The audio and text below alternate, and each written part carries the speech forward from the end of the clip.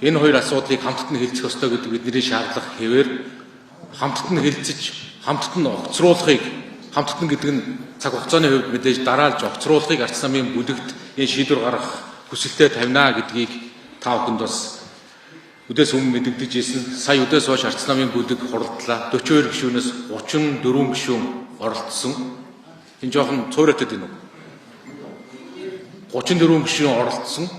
34 гишүүнээс 33 гишүүний саналаар шийдвэрүүд гарсан. Нэг гишүүн шийдвэрийг дэмжиж байгаа. Зүгээр цаг хугацааны хувьд яг одоо биш, жоохон тодорхой хугацааны дараа гаргая гэдэг.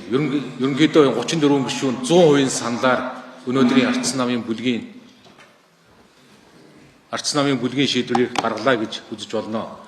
Энэ шийдвэрөөр хоёр заалттай. Нэгдүгээрт нь би та нарт үгээр нь уншиж байна. Монгол Улсын их хурлын чуулганы хуралдааны хэлцэх асуудлын товд Улсын их хурлын дарга Монгол Улсын ерөнхий сайдыг огцруулах асуудлыг нэгэн зэрэг оруулсан тохиолдолд уг асуудлуудыг дараалуулан хэлэлцэж аль альнийг нь огцруулахыг дэмжсэгүй. Улсын их хурлын гишүүдийн олонхын дэмжлэггүй болсон Улсын их хурлын даргыг огцруулах асуудлыг хэлэлцүүлэхээр тов дараалалд оруулаагүй.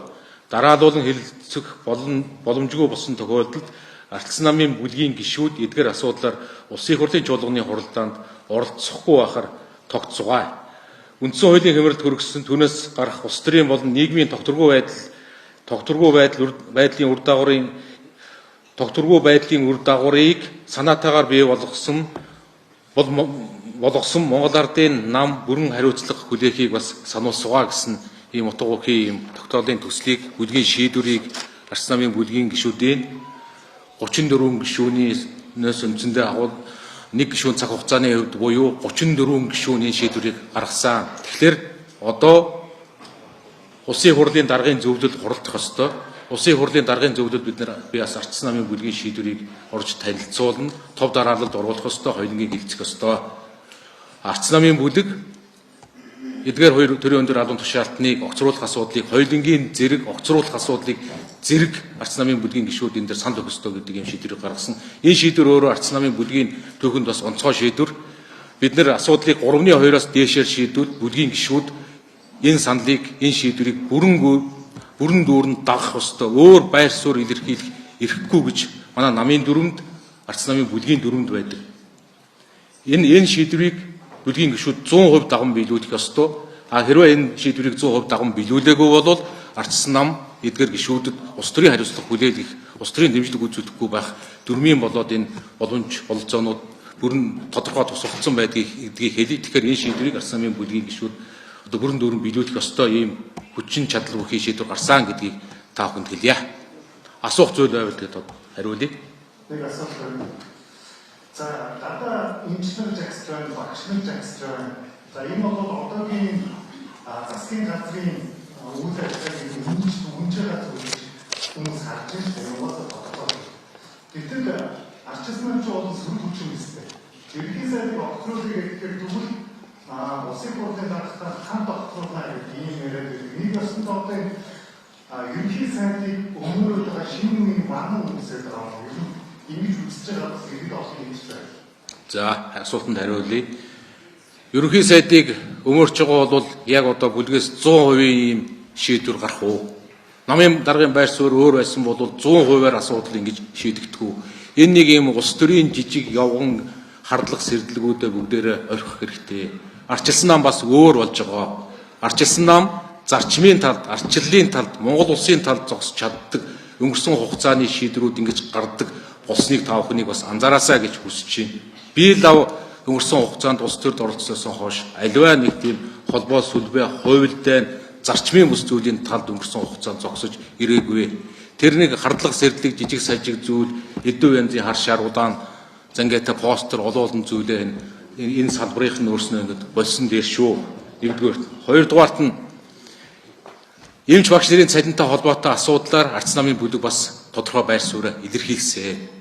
Бид нар 2-7 хоногийн өмнө төсөв хэлцэж эхлэхэд энэ төсвийг буцаан татаа. Буцаан тат гэдэг нь Монгол улсыг төсвгүй болгох гэж байгаа хэрэг биш ээ. 3 хоногийн дотор өргөн барих хуулийн нэг тодорхой заалттай 3 хоногийн дотор татаж аваад 3 хоногийн дотор энэ сайжруулалтыг, цалингийн асуудлыг, тэтгэврийн асуудлыг олон асуудлуудаа шийдэ. Тэгвэл дахиад Монгол улсын төсвийн хэмжээг эдгээрийг шийдэж яах гээд Монгол улсын төсвийг нэмж болохгүй. Дотор нь зардлын шилжилт хөдөлгөөн, урсгал зардлаа бууруулах, үр ашиггүй зардлаа бууруулах замаар эдгээр асуудлыг шийдэх ёстой гэдэг агуулгын хүрээнд төсвийг буцаан татж авах шаардлагыг бид хүргүүлсэн. Энэ шаардлага одоо ч хэвээрээ бий. Одоо ч хэвээрээ бид Ардчилсан намын бүлэг энэ Монгол улсын 2026 оны төсвийг буцаан татж авах ёстой гэдэг энэ зарчмын байр суурин дээр маш хатуу хэвээрээ байгаа. За өөр асуулт байхгүй юу? За. За одоо улсын хурлын журам дээр бол улсын хурлын дарах болгоомжтой ганцаараа сууж, ганцаараа ярьж, скрипт уншиж. Тэгэхээр таахгүй одоо команд ороод эрсдэл орсон уу? 100% чуулгандаа орцгоо гэж үздэг чинь. Тэгэхээр одоо нэрцээ хараад юм одоо яг хурдж байгаа энэ чуулганы уралдаан нэрчүүлээд яг хөөсний зөвлөсөн бүхнийхээ одоо дараагийн ганцхан яриад ирсэн. Тэгээ цаашдаа одоо энэ үзүүлэлт зөвчлөө явуулсан гэдэг асуудлыг цаана хэдийн хугацаанд шийдэх юм бэ? Одоо энэ үзүүлэлт зөвчлөө явуулсан асуудал цэцгэр асуудал багтаа сарвч тэгээ цаашдаа шийдэхгүй 3 сар авч тэрнээс Эрх баригчид үндсэн хуулийн зөрчил рүү санаатаагаар зохион байгуулалттайгаар хөтөлж магадгүй гэж бид нар бас хардж байгаа. Ийм учраас Ардчилсан намын зүгээс Ардчилсан нам Монгол улсын талд үндсэн хуульд парламентын засаглалын талд байгаагаа илэрхийлж өнөөдөр бас цаг хугацааны хувьд өнөөдрийн шийдвэрийг тодорхой шийдвэрийг гаргаж яах гэж үзэх хэрэгтэй. Үндсэн хуульд парламентын бүгд найрамдах улсынхаа талд бид нэр зогсож байгаа. Тэхийн тулд Ардчилсан нам тийм хямрал руу санаатаагаар зохион байгуулалттайгаар хөтлөж байгаа үйлдэл энийг таслан зогсоох ёстой гэдэг үүднээс тэгээд саяны асуудлууд ороод ирвэл Ардчилсан намын бүлгийн гишүүд эрчэндээ ороод хуралдааны шийдвэрүүдийг цаг хугацаанд үндсэн хууль зөрчихгүйгээр маргаашийн тодорхой цаг хүртлээр асуудлыг шийдээд явах ёстой. Энэ бүх боломж бололцоог Ардчилсан намын зүгээс хангаж өгөө, хуралдаанд оролцоно гэдэг. Нөгөө талаараа хоёрдугаар заалт улсын хурлын даргын асуудал өнөөдөр орохгүй болвол энэ бас санаатаагаар эрх баригчид үндсэн хуулийн хямрал руу түлхэж гэнэ гэсэн үг. Тэгэхээр энэ Ардчилсан намын бүлгээс гарч байгаа шийдвэр бол үндсэн хуульд парламентын засаглалынхаа талд энд алдаа эндэгдэл битгий гарчаасаа гэдэг талд 100% саналаар гаргасан шийдвэр гэдгийг та бүхэн бас ойлгох хэрэгтэй.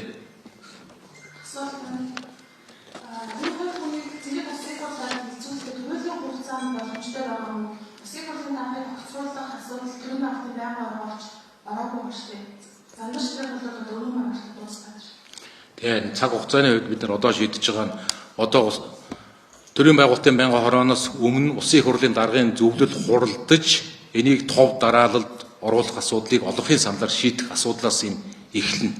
Олонхын саналаар шийдэх асуудлаас энэ эхэлнэ. Тэгээд цаг хугацаа бол лавл одоо хангалттай хугацаа бий. Бид нар энэ байтугай асуудлыг шөнжин хуралддаг. Тэгэхээр биднэрт хангалттай хугацаа бий. Ардчилсан намын зүгээс хугацааны хувьд бол гарц харгалгааны хувьд бидний хувьд бүрэн дүүрэн бэлэн шүү гэдгээ илэрхийлж байгаа л гэж энийг бас ойлгох хэрэгтэй. Тэр хамтд нь хэлцэх гэдэг дээр бас нэг юм тайлбар хэрэгтэй юм байлээ. Энд чинь энэ хоёр асуудлыг нэг өгүүлбэрээр, нэг тогтоолоор, нэг алах цохилтоор шийдэх мэдээж боломжгүй. Зүгээр хамтд нь гэдэг нь бид нэр цаг хугацааны хувьд нэг өдөртөө дараалуулж гэдгийг л бас үгэн дээр ойлгож байгаа. Дараалуулаад хэлцээд явах ёстой.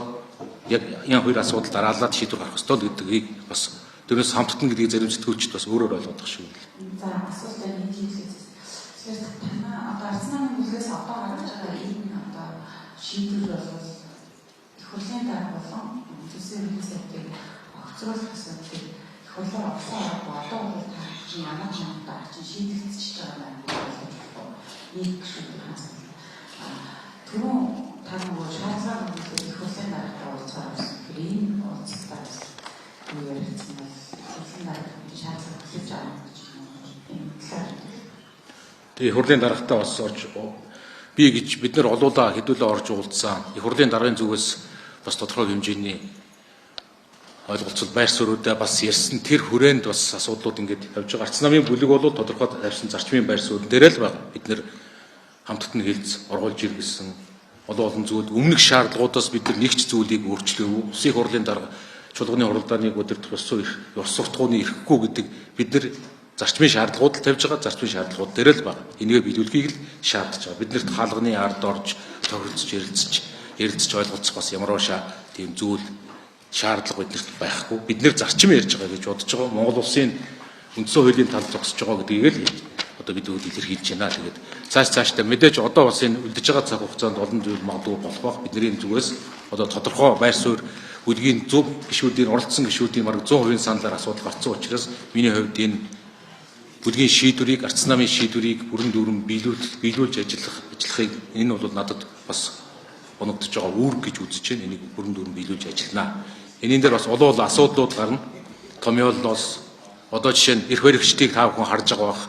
Огцруулна гэж санал оруулсан эрх баригчид өөрснөө огцруулахгүй гэдээ дарчаад сууж байна. Энэ бүхний цаана тэгээд одоо хуулийн хулгай хийх гэж гинүү, үндсэн хуулийн зөрчил рүү аваач гинүү, олон төмнөр даав хаалж гинүү. Тэгээд та бүхэн тэгээд ялгаж салгаж харцгаана үстэй.